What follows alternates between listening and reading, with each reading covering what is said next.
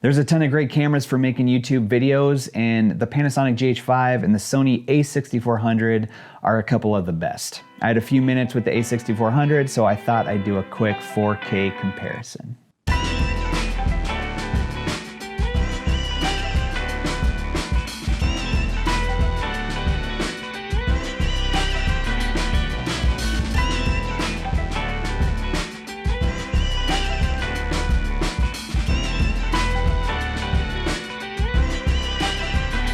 Hey everyone, my name is Caleb and I've been doing freelance video production since 2012. And this channel is about cameras and making videos. If that's something you're interested in, it'd be awesome if you hit that subscribe button. Now, I didn't have a ton of time with the Sony a6400, about 30 minutes, so I didn't get to go too in depth with it, but I have been using the GH5 since it came out, so I'm pretty familiar with that beast. And I just wanted to see how the image quality held up on YouTube.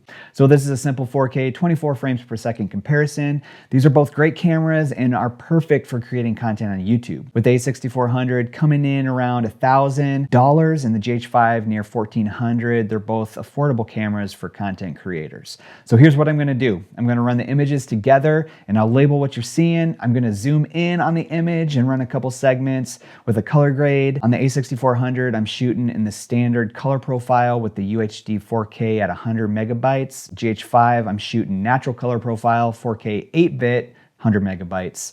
Nothing on here sponsored, so let's roll it. If anything stands out, feel free to comment below.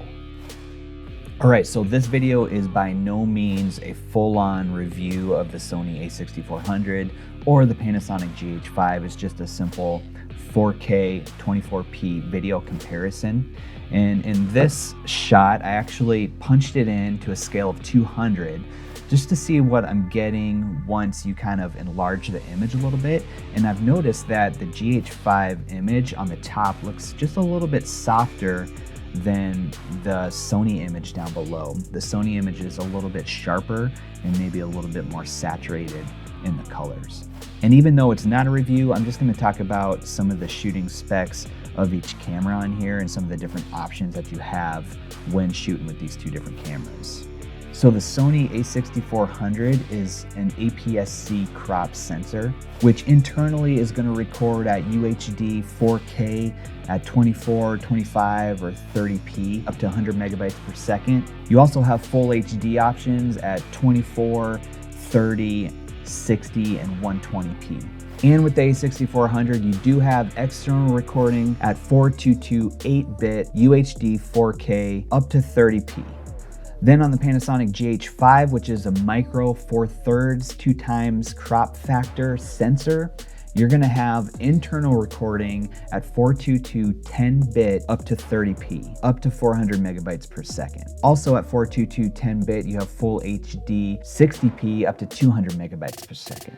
At 4.2.0 8-bit internally, you have up to 60p. And on the GH5, you have external recording modes of 4.2.2 10-bit.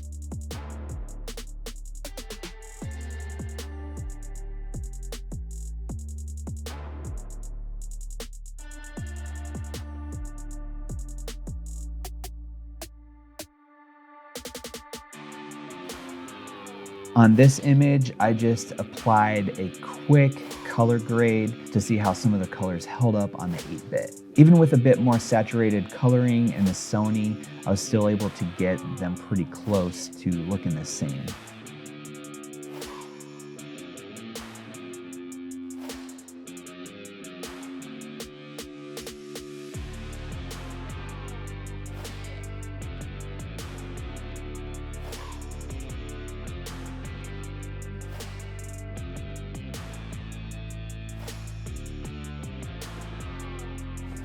Now, I know that if you are in your right frame of mind that you would never do this for a video, but for this purpose, I scaled up to 1500 to see what the image looks like. And here you can really see the softness of the GH5 and the sharpness of the Sony a6400.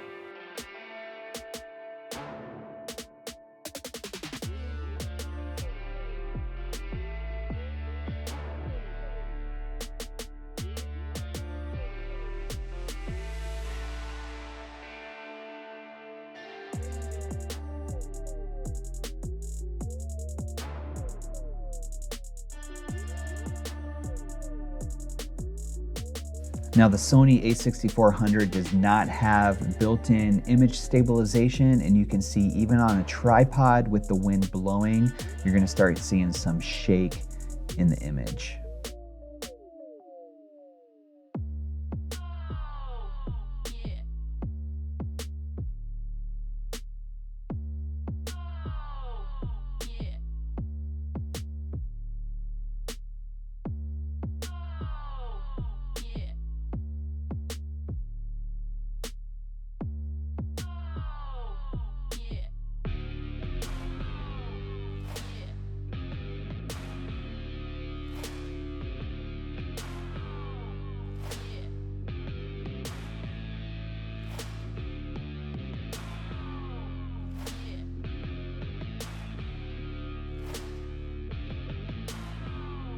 Now I'm really impressed with the a6400, but I just can't stand the Sony menu system, and even working with the files coming from the GH5, it's just a mess. Overall, it's a great camera and perfect for content creators.